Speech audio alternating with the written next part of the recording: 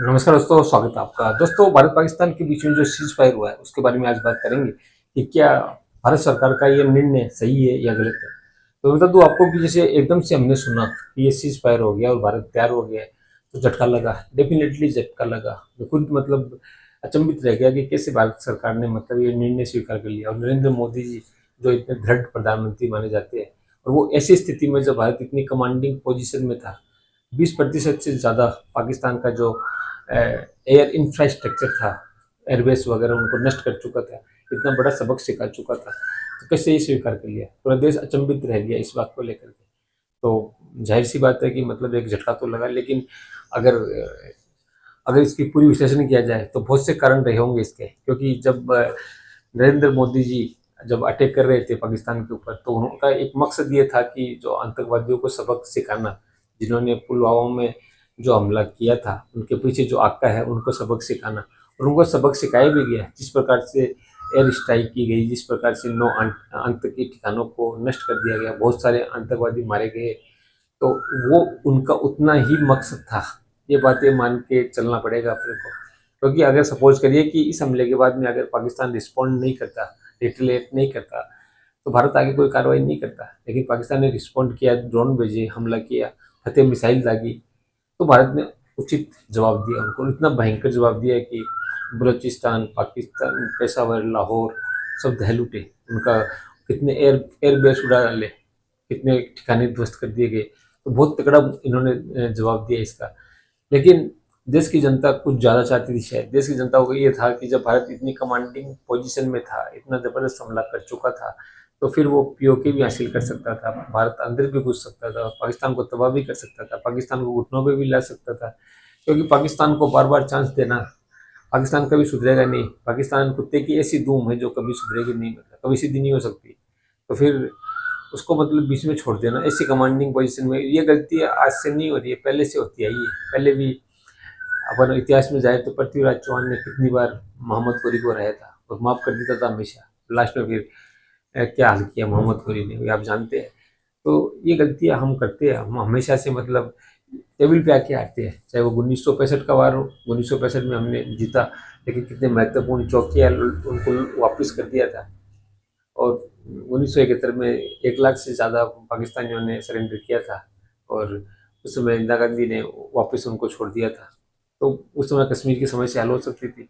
और 1954 में शायद जो तिब्बत तिब्बत वाले मामले में हमने मतलब चाइना को फ्री हैंड दे दिया था। संयुक्त राष्ट्र परिषद की हमको परमानेंट मेंबरशिप ऑफर हुई थी, लेकिन हमने कहा, जवाहरलाल नेहरू जी ने कहा नहीं, चाइना को दे दीजिए। तो ये गलतियाँ उस समय से होती आ रही है, जब कश्मीर का 3/4 भाग हम कब्जा कर चुके थे, जब कबाइलों ने आक्रमण किया था। तब युद्ध विराम के लिए संयुक्त राष्ट्र संघ में चले गए थे, और उनकी बात मान करके वहीं पे युद्ध को स्टॉप कर दिया था। तो कश्मीर समस्या होती ही नहीं। तो ये गलतियाँ हमेशा टेबल पे आकर के करते हैं। कारगिल के समय में भी हमने सीमा नहीं लांगी। अगर सीमा लांगते तो कारगिल युद्ध में इतने भारतीयों की जान नहीं जाती। तो बहुत हर जगह गलती हुई है, बार बार गलतियाँ होती है। लेकिन मोदी जी ने जवाब दिया, एक बार नहीं, 3 बार दिया। एक बार सर्जिकल स्ट्राइक स्ट्राइक की, फिर बालाकोट में एयर स्ट्राइक की, और उसमें पाकिस्तान ने कोई रिस्पॉन्स नहीं किया, कोई रिटेलिएट नहीं किया, थोड़ा बहुत किया था बस। उसके बाद में अभिनंदन को, हमारे बहादुर जाबाज अभिनंदन को पकड़ा था, और 24 घंटे का अल्टीमेटम दिया था कि 24 घंटे में अभिनंदन वापस आ जाना चाहिए, वरना हम क्या हल करेंगे। और 24 घंटे में वापस आया अभिनंदन, बिल्कुल इज्जत और सम्मान के साथ आया। तो उनका जो मेन मकसद था वो इतना ही था खाली। तो ये जवाब, लेकिन भारत की जनता को बहुत ज़्यादा उम्मीदें थी। भारत की जनता चाहती थी कि पाकिस्तान को इस बार सांप को पूरे फन के साथ कुचल दिया जाए, क्योंकि फिर से फन उठाएगा ये। और ये अपनी हार को भी अपनी जीत बता रहे हैं अभी। इतना भयंकर नुकसान हुआ है, इनके सब कुछ अच्छी तरह से स्ट्राइक हुई है। भारत ने इनके सारे मतलब हमले नाकाम किए। आप देखिए अपना अपना air system, air defence system कितना ज़बरदस्त है। ये पूरी दुनिया ने देखा मतलब कि कैसे पाकिस्तान के जितने भी ड्रोन आए, फतेह मिसाइल आई, सबको कैसे मार के गिराया गया। तो इतना अच्छा पावर इंडिया के पास, इतनी ज़बरदस्त सेना भारत के पास। और भारत चाहता तो एक दिन में पूरा पूरा, तो उन्होंने पूरी क्षमता के साथ तो जवाब दिया ही नहीं। अगर पूरी क्षमता के साथ जवाब दे देते तो फिर पाकिस्तान का क्या बचता, खाक हो जाता, गाजा बन जाता पाकिस्तान।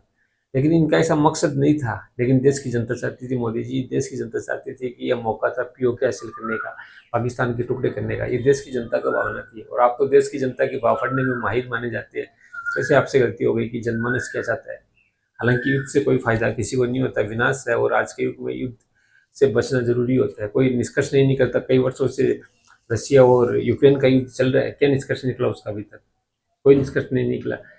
लेकिन फिर भी मतलब देश की नजर थी कि पाकिस्तान को एक ऐसा मतलब सबक सिखाया जाए कि आइंदा भविष्य में वो उठ खड़ा नहीं हो सके, कभी कभी आतंकवादी भेजने की, क्या उनके बारे में बात करने की भी कभी नहीं करे। तो कम से कम इतना तो करना था। अब जो विरोधी है वो बोल रहे हैं कि हमने हमने उनकी शर्तों पर युद्ध विराम कर लिया, जबकि भारत कह रहा है कि हमने अपनी शर्तों पर युद्ध विराम किया। पाकिस्तान का डीजीएमओ खुद गिड़गिड़ाया आकर के कि युद्ध विराम कीजिए, अमेरिका का दबाव था।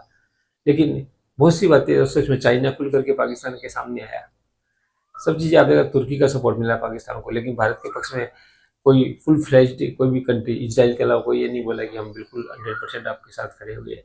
बहुत सी बातें, बहुत सा एनालिसिस है, बहुत सी बातों का विश्लेषण करना होगा, बहुत सी बातों को जानना होगा। मैं कोई पॉलिटिकल एनालिसिस करने वाला विश्लेषण करता नहीं हूँ, लेकिन मैं एक आम आदमी की तरह बात कर रहा हूँ यहाँ पे कि आम आदमी की फीलिंग क्या है। आम आदमी डेफिनेटली चाहता था कि पाकिस्तान को सबक सिखाया जाए और जबरदस्त सबक सिखाया जाए, युद्ध विराम नहीं करना चाहिए था। आम आदमी की तो कम से कम ज़्यादातर जो लोग हैं वो यही मानते हैं। हालांकि युद्ध से बहुत बड़ा नुकसान होता है। भारत जो इतनी बड़ी सुपर पावर, आर्थिक पावर बन रहा है, नंबर 4 पोजीशन पे आ चुका है आर्थिक महाशक्ति के रूप में, तो बहुत बड़ी उसकी इकोनॉमी को धक्का लगता। सब कुछ बातें ठीक है, सब कुछ ये होता, बहुत सी बातें सोची होगी मोदी जी ने कि बहुत सारी जान जाएगी, बहुत नुकसान होगा दोनों तरफ से, और उनका मकसद इतना ही था तो वो मकसद भी पूरा हो गया। लेकिन फिर भी मतलब भारत के पास इसमें अपर हैंड था, और कुछ और 1 या 2 दिन और उनको अच्छी तरह से सबक सिखाने की जरूरत थी ताकि भविष्य में उठ खड़े नहीं हो सके। कुछ और मतलब उनको एक घुटनों के बल लाना था। ये देश की जनता अभी भी जानना चाहती, बोल रही है, और ये जानना चाहती है कि आखिर युद्ध विराम करने से क्या हासिल हुआ, क्या मतलब फायदा हुआ भारत को।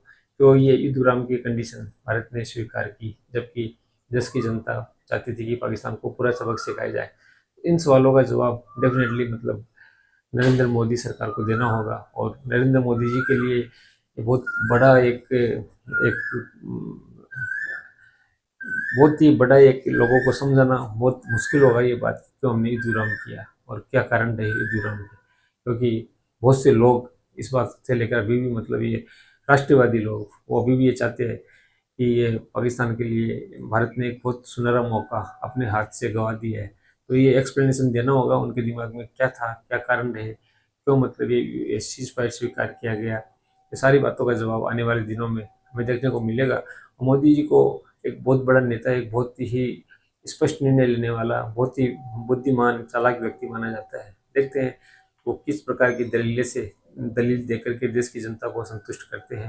हालांकि बहुत से लोग इसके पक्ष में भी है और कह रहे हैं कि अच्छा डिसीजन है, युद्ध से कुछ हासिल नहीं होना है, युद्ध से इकोनॉमी बर्बाद हो जाएगी, सबके रोजगार छिन जाएंगे, महंगाई हो जाएगी, बहुत सारी बातें हैं। अभी वो मौका नहीं है कि पीओके लिया जाए, क्योंकि पीओके का हिस्सा पाकिस्तान ने चीन को भी दे रखा है, तो पीओके का मतलब चीन से भी युद्ध करना साथ में। तो अभी बहुत सी टिपिकल बातें, बहुत सी बातें सामने आएगी इनके बारे में। लेकिन फिर भी कुछ लोग इसके पक्ष में और ज़्यादातर लोग इस निर्णय के खिलाफ भी दिखाई दे रहे हैं। आप इन सब मैटर के बारे में क्या सोचते हैं? अपनी राय जरूर कमेंट बॉक्स में बताइएगा। और मैं तो हमेशा से ही मोदी जी का प्रशंसक रहा हूँ, इसमें कोई डाउट वाली बात नहीं रही है, और आज भी हूँ। हाँ, उनके कुछ निर्णय को कुछ मुझे ऐसा लगेगा कि हाँ, मैं ऐसा, ये मेरी राय है, आपकी राय अलग हो सकती है, उनकी राय अलग हो सकती है, लेकिन इसका मतलब ये नहीं है कि हम सरकार के साथ नहीं है या हम मोदी जी के साथ नहीं, बिल्कुल साथ खड़े हैं, आज भी साथ खड़े हैं। और जितना उन्होंने किया उतना तो ये कभी कर ही नहीं सकते, क्योंकि इसके पहले अक्षरधाम में हमला हुआ था, जयपुर में सीरियल ब्लास्ट हुए थे, और मुंबई में ताज होटल पे हमला हुआ, तब कहाँ थे ये? केवल डोजियर दे रहे थे, कुछ नहीं किया इन्होंने। मोदी जी ने 3-3 बार एयर स्ट्राइक के अंदर जाके घुस के मारा है, इतनी बुरी हालत की है, 20% मतलब इंफ्रास्ट्रक्चर तबाह कर दिया। ऐसा कहाँ किया इन्होंने जो बुराई करते हैं इनकी। इसलिए मैं हमेशा उनके साथ हूँ, लेकिन फिर भी मैं ये चाहता था कि पाकिस्तान को एक कम्प्लीटली सबक सिखाया जाए। आप बताइएगा आपका इन